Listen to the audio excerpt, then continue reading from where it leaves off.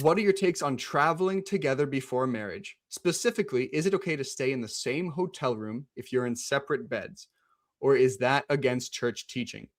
We're both committed to chastity and don't feel like it would be a temptation for either of us, but we also want to be faithful to the church and not rationalize something we shouldn't do. Maria, Hmm. what do you think? Traveling together, sleeping in separate beds in the same hotel room. What do we think? I think most people would say, like, I don't think it'll be a problem. This is something that's super important to us, you know?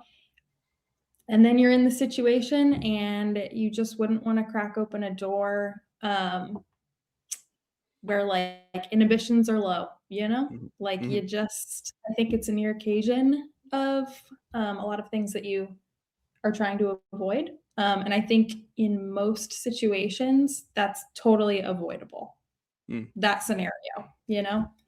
Yeah, It's very different when there's like some crazy exception, you know, but that almost never happens. So yeah. I And don't know. That's my take. I think it's easy to avoid that situation happening. And I think even the cost part, I think it's worth paying for 2 hotel yeah, rooms to as as a not have regret. fellow as a fellow super frugal person, I have to say, like, I understand the Oh, I do too, temptation. Right. yeah. Yeah, like, I totally get it. Um, I think I think the key here, right? Let me reread a part of the question here real quick. It said, we're both committed to chastity and don't feel like it would be a temptation for either of us. Well, if if sleeping in the same room together is is not a temptation for you guys, right? I think that's a bigger issue, right? Because here's the thing, right? You're obviously attracted to one another and stuff like that, right? And so it's it's it's gonna be a temptation. I guarantee you, you're not as strong as you think you are. It's gonna be a temptation. So Mhm, as expensive as hotel rooms are, don't do it. Right? Absolutely. Like, I gotta say, like, I understand, right? Separate beds and everything like that. That's great, but you don't know how you're gonna be in the moment, mhm, right? You don't know how it's gonna be um that night or anything like that. So just don't put yourself in a place of sin, right? It's obviously so to be clear about the Catholic Church's teachings, right?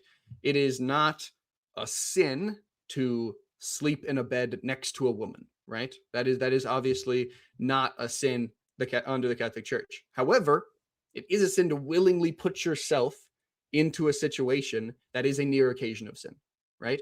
It is something that you never want to put yourself willingly into a near occasion of sin, right? That's like an alcoholic going to a bar and saying, "No, I'm not going to mhm. drink tonight, right? I'm just going to go sit at the bar," right? You're Yep. responsible for making those decisions, right? Mhm. So yeah, don't don't do it. Don't do it. As Mary Alice says, right? Just don't do it. Another person on the hotel room said another person said you could also commit scandal by staying in the same room. Yet the sin of scandal is a real sin, right? And so you want to avoid the sin of scandal, right? Even if you don't do anything, right? That Mhm. is true. We have a question Yeah, and here. just Wait, explain go ahead. really quick for people who don't, maybe don't know sort of what the problem with this with scandal Yeah. is that it's like quietly potentially giving other people the impression that, something isn't morally wrong. Mm, So it's like subtle, but it's kind of like, "Oh, well, actually, if so and so did that, maybe it's not that bad," you know? And it kind of opens up the an opportunity for someone else to make a mistake, you know? So mhm. that's what that is.